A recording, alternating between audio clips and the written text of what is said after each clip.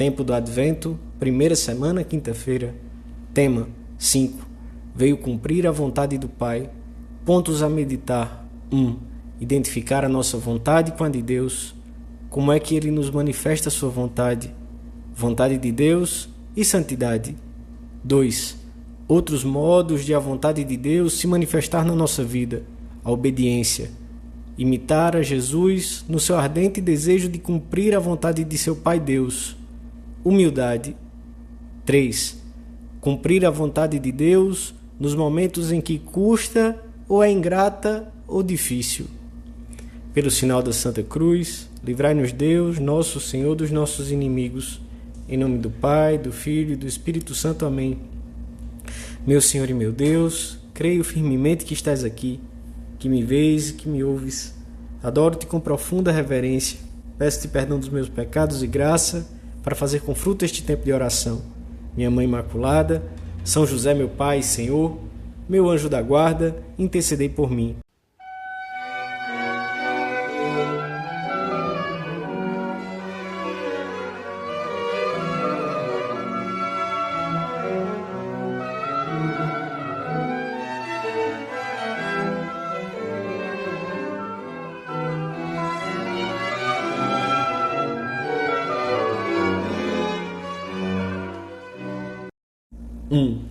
A vida de uma pessoa pode edificar-se sobre alicerces muito diferentes, sobre rocha, sobre barro, sobre fumaça, sobre ar. O cristão só tem um alicerce firme em que se apoiar com segurança. O Senhor é a rocha permanente. O Evangelho da Missa fala-nos de duas casas. Numa delas, houve talvez a intenção de economizar nos alicerces, ou pode ter havido pressa em terminá-los. Não se pôs o devido cuidado. O Senhor chama homem louco a quem edificou dessa maneira. As duas casas ficaram prontas e pareciam iguais, mas tinham alicerces muito diferentes. Uma delas estava apoiada sobre pedra firme, a outra não. Passou algum tempo e chegaram as dificuldades que haveriam de pôr à prova a solidez da construção. Certo dia, desabou um temporal. Caiu a chuva, transbordaram os rios e sopraram os ventos contra aquela casa. Foi o momento da prova. Uma das casas manteve-se firme na sua estrutura. A outra ruiu estrepitosamente e o desastre foi completo. A nossa vida só pode ser edificada sobre Cristo, nossa única esperança, nosso único alicerce. E isto quer dizer, em primeiro lugar, que devemos procurar identificar a nossa vontade com a dele. A nossa adesão não há de ser prestada a uma figura esbatida de Cristo, mas ao seu querer e à sua pessoa.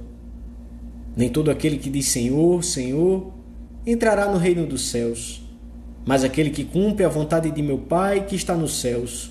Lemos no Evangelho da Missa de hoje. A vontade de Deus é a bússola que nos indica em cada instante o caminho que nos leva até Ele. É, ao mesmo tempo, a trilha da nossa felicidade.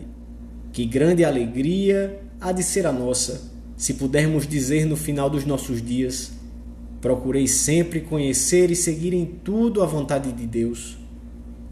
Não nos hão de alegrar tanto os êxitos que tivemos obtido, nem nos hão de importar excessivamente os fracassos e os sofrimentos que tivermos experimentado. O que nos haverá de importar, e muito, será ver se correspondemos ao querer de Deus sobre a nossa vida. Esse querer que umas vezes se manifestou em termos gerais e outras de modo muito concreto, sempre com a suficiente clareza, se não formos cegando a luz da alma, que é a nossa consciência. O cumprimento amoroso da vontade de Deus é ao mesmo tempo o cume de toda a santidade. Todos os fiéis cristãos santificar-se-ão cada dia mais nas condições, ocupações ou circunstâncias da sua vida. E através de todas elas, se aceitarem tudo como proveniente da mão do Pai Celestial e colaborarem com a vontade divina. É aí que se demonstrará o nosso amor a Deus e também o grau da nossa união com Ele.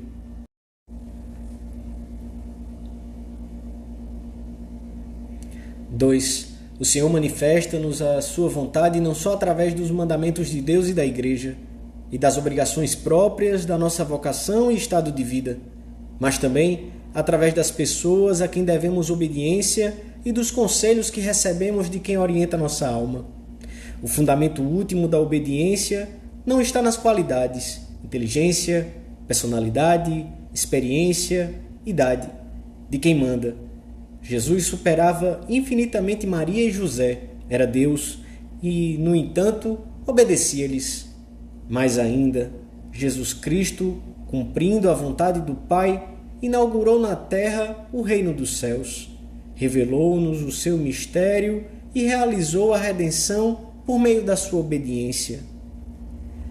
Os que pensam que a obediência é uma submissão indigna do homem e própria de pessoas pouco amadurecidas, devem considerar que o Senhor se fez obediente até a morte e morte de cruz.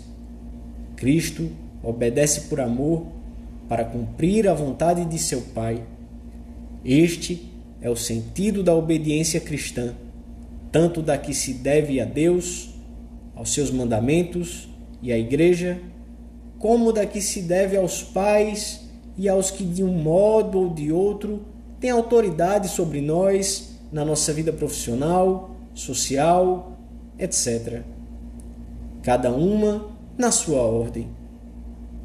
Para obedecermos como Jesus obedeceu, é necessário que, além de termos um ardente desejo de cumprir a vontade de Deus na nossa vida, sejamos humildes.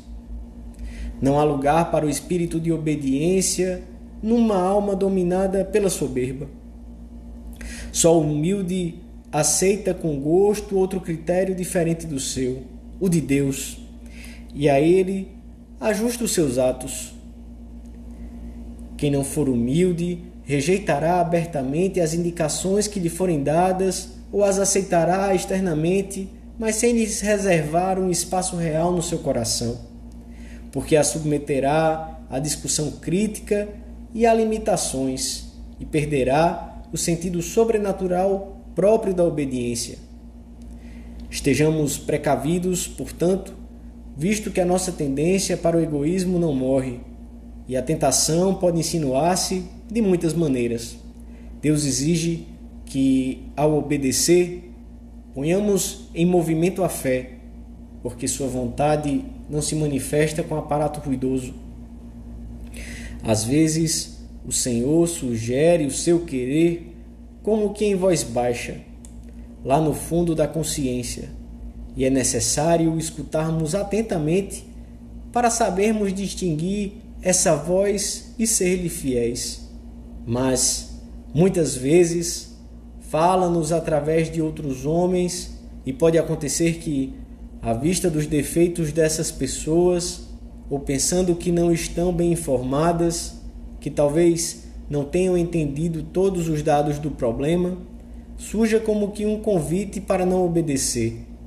No entanto, o nosso desejo humilde de cumprir a vontade de Deus transporá esse e outros obstáculos que possam apresentar-se à nossa obediência. A humildade dá-nos paz e alegria para realizarmos o que foi mandado até nos menores detalhes. O humilde sente-se alegremente livre ao obedecer. Quando nos submetemos humildemente à voz alheia, superamo-nos a nós próprios no coração e vencemos o egoísmo que nos escraviza. A obediência é indispensável na ação apostólica. Sem obediência, de nada serviriam os meios humanos e o nosso esforço. Tudo seria inútil diante de Deus. De nada serviria aplicar todas as energias de uma vida numa obra humana se não contássemos com o Senhor. Até os aspectos mais valiosos das nossas obras ficariam sem fruto se prescindíssemos do desejo de cumprir a vontade de Jesus. Deus não necessita dos nossos trabalhos, mas da nossa obediência.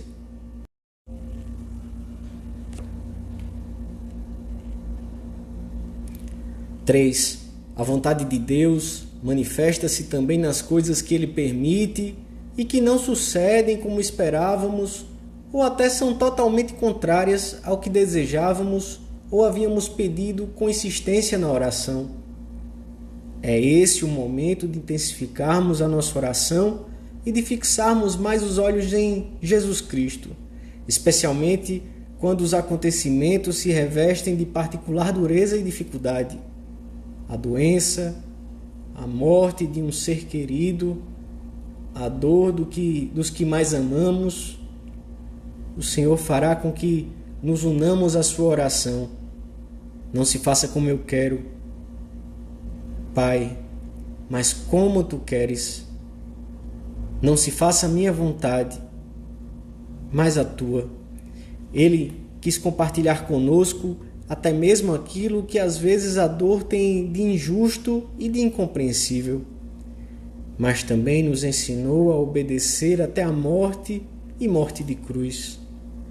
Se alguma vez tivermos que sofrer muito, as nossas lágrimas não ofenderão a Deus, mas deveremos dizer imediatamente: Pai, faça-se a tua vontade. A imagem de Jesus no horto do Getsemane diz-nos-á como proceder nesses momentos. Teremos que abraçar a vontade de Deus sem estabelecer-lhe limites ou condições de nenhum tipo e agarrar-nos a uma oração perseverante. E então diremos interiormente na nossa oração pessoal: Tu o queres, Senhor? Eu também o quero. E virá a paz, a serenidade à nossa alma e à nossa volta. A fé faz-nos ver uma sabedoria superior por trás de cada acontecimento. Deus sabe mais. Nós, os homens, compreendemos pouco do seu modo paternal e delicado de nos conduzir até Ele. Há uma providência por trás de cada acontecimento. Tudo está ordenado e disposto para que sirva melhor à salvação de cada um. Absolutamente tudo, tanto o que sucede no âmbito mais geral, como o que acontece cada dia no pequeno universo da nossa profissão e família. Todas as coisas podem e devem ajudar-nos a encontrar o Senhor e, portanto, a encontrar a paz e a serenidade em nossa alma. Tudo contribui para o bem dos que amam a Deus. O cumprimento da vontade de Deus é fonte de serenidade e de paz. Os santos deixaram-nos o exemplo de uma obediência sem condições à vontade divina. Assim se expressava São João Crisóstomo: em todas as ocasiões eu digo: Senhor, faça-se a tua vontade, não o que quer este ou aquele, mas o que tu queres que eu faça. Esta é a minha fortaleza. Esta é a minha rocha inamovível. Este é o meu báculo seguro. Terminamos a nossa oração pedindo juntamente com a igreja: ó Senhor nosso e nosso Deus, a cujos desígnios se submeteu a Virgem Imaculada, aceitando na anunciação do anjo que o vosso Filho se encarnasse no seu seio. Vós que a transformastes por obra do Espírito Santo em templo da vossa divindade, concedei-nos, seguindo o seu exemplo, a graça de aceitar os vossos desígnios com humildade de coração. Dou-te graças, meu Deus, pelos bons propósitos, afetos e inspirações que me comunicaste nesta meditação. Peço-te ajuda para os pôr em prática. Minha Mãe Imaculada, São José, meu Pai e Senhor, meu anjo da guarda, intercedei por mim.